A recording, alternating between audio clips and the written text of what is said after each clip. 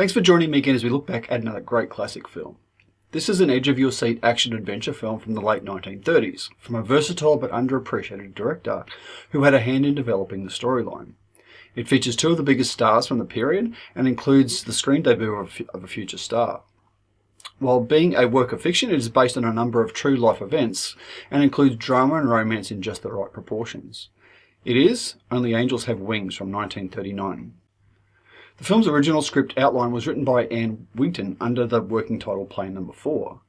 Director Howard Hawks took charge of the film's rewrite, weaving through elements from his story, Plane from Baraka, which he wrote in 1938, which itself was inspired by a true story of a real-life Mexican couple Hawks had met while scouting locations for his film Viva Vila.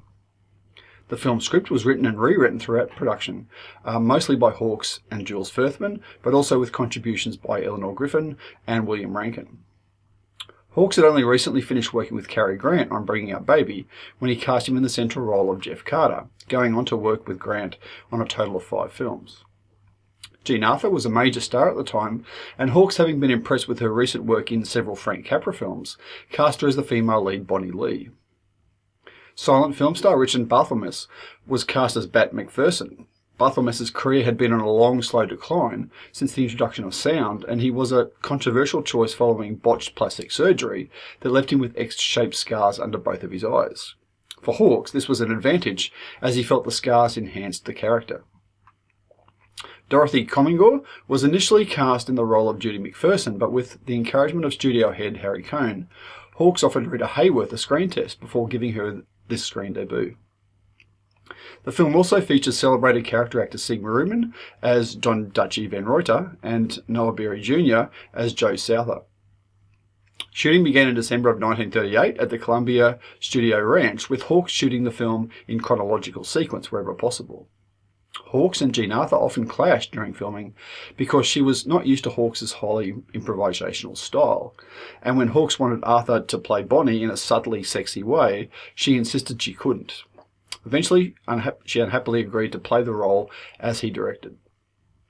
Years later, after seeing To Have and Have Not, the penny dropped for Arthur, who told Hawks, "I wish I'd done what you asked me to do. If ever you make another picture with me, I promise I'll do any goddamn thing that you want." However, Hawks and Arthur never worked together again. Initial shooting ran 31 days over schedule and was followed with several weeks of second unit shooting of flying scenes, a few retakes with Cary Grant and Victor Killian, and 2 days of reshoots with Rita Hayworth, which was shot by Charles Vidor. This is generally regarded as being amongst Hawks' finest films, particularly for its portrayal of the professionalism of the pilots, its atmosphere, and the flying sequences.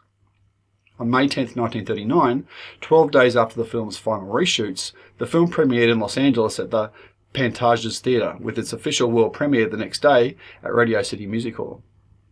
It ended up making over $1 million and was the third highest grossing film of 1939. The film also established Rita Hayworth as a major Hollywood star, resulting in her appearance on the cover of Look magazine.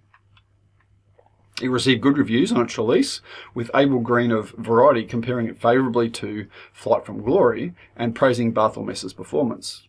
Frank S. Nugent of the New York Times was thrilled by the aerial scenes and recognised the talents of the all-star cast. It was selected as one of 12 films representing the US at the first Cannes Film Festival. However, the festival was cancelled in the lead-up to World War II, delaying the festival's launch by 7 years.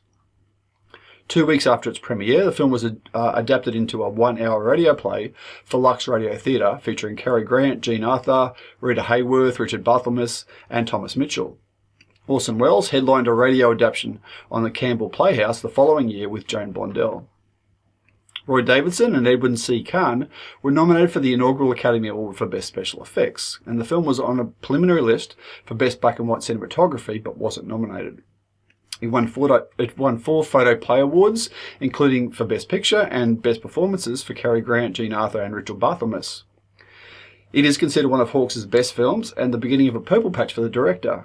Cahiers du Cinema submitted that this film supported their auteur theory. It is included in the American Film Institute's list of the top 400 greatest American movies.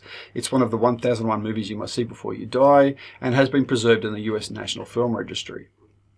Lots of good reasons to watch this film. It's beautifully shot in black and white, and the airplane action sequences really are breathtaking.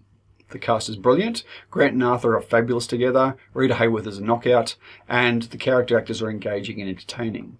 But it's the story that really pulls you in, filled with drama, tragedy, and a few laughs sprinkled throughout. It really is Howard Hawks' best film. So what I suggest you do is that you go to our website, find our virtual screenings page, find the link to this particular film, click on it and watch it, and see what you think. And as always, we'd invite you to come back, let us know your thoughts about the film, and whether you recommend it for others as well. And then we're back in the not too distant future for our next classic films review. Catch you next time.